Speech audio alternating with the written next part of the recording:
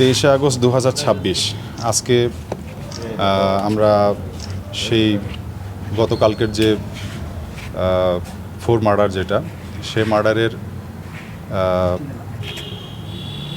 যে ধৃত আসামি যাতে যে দুজনকে অ্যারেস্ট করা হয়েছে সিদ্ধার্থ এবং মুগ্ধ তাদেরকে বিজ্ঞ আদালতে তারা যে স্বীকারোক্তিমূলক জবানবন্দি দিতে আগ্রহ প্রকাশ করেছিল বা স্বীকার করেছিল আমাদের কাছে সেটা বিজ্ঞ আদালতের কাছে স্বীকারোক্তিমূলক জবানবন্দি দেওয়ার জন্য তাদেরকে আমরা বিজ্ঞ আদালতে উপস্থাপন করেছিলাম, হাজির করেছিলাম।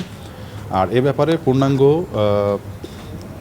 যে বক্তব্য বা ব্রিফিং আমাদের মাননীয় police commissioner Rangpur metropolitan police Abdul Mahbub sir ইতিমধ্যে দিয়ে দিয়েছেন।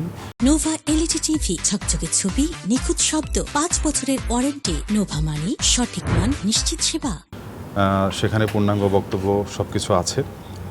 আর স্যারের নির্দেশনায় কমিশনার স্যার সহ ঊর্ধ্বতন সকল কর্মকর্তা নির্দেশনা মোতাবেক আমরা অভিযান করে এবং পরবর্তীতে মামলা তদন্তের অংশ হিসাবে সুষ্ঠু তদন্তের স্বার্থে বিজ্ঞ আদালতে আসামিদেরকে উপস্থাপন করি।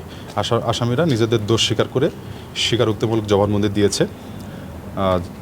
মামলার তদন্ত চলমান আছে। দ্রুত আসামিদের সুষ্ঠু তদন্ত সাপেক্ষে বিচারের ব্যবস্থার জন্য আমরা তৎপর থাকব। ধন্যবাদ সবাই। ভাই কি বললো আসলে এগুলো স্বীকার করেছে? এটা তদন্তের স্বার্থে ডিসক্লোজ করা যায় না। আমরা সুষ্ঠু তদন্তের জন্য আমরা সবাই আইন মেনে বিধি মেনে কাজ করার চেষ্টা করব। আপনারাও আমাদেরকে সহযোগিতা করবেন। আর সময়ের সাথে সাথে সব কিছু তদন্তে প্রকাশ পাবে।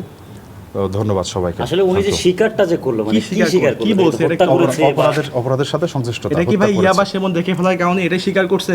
এটা তদন্তের স্বার্থে এটা ডিসক্লোজ করা সম্ভব হচ্ছে না। আর এটা তো আপনি জানেন, বললো ইয়াবা সেবন করে দেখে ফেলা। হ্যাঁ, স্যার তো বলেছে। তারপরেও আপনারা জানেন যে বিজ্ঞ আদালতে স্বীকারোক্তি দেয় যখন আসামি, তখন সেই স্বীকারোক্তি কি দিয়েছে এটাও জানতে সময় লাগবে, তাই না?